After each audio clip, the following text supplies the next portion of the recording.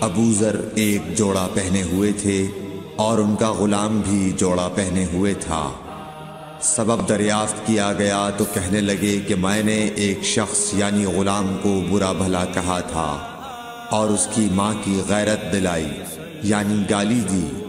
تو رسول اللہ صلی اللہ علیہ وسلم نے یہ معلوم کر کے مجھ سے فرمایا، اے ابو ذر، تو نے اسے ماں کے نام سے غیرت دلائی ہے، بے شک تجھ میں ابھی کچھ زمانہ جاہلیت کا اثر باقی ہے۔ یاد رکھو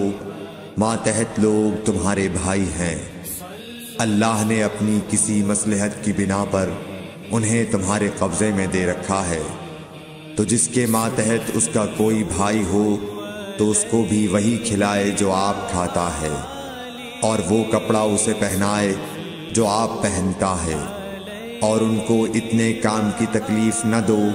کہ ان کے لیے مشکل ہو جائے، اور اگر کوئی سخت کام ڈالو تو تم خود بھی ان کی مدد کرو۔ صحیح بخاری حدیث نمبر 31۔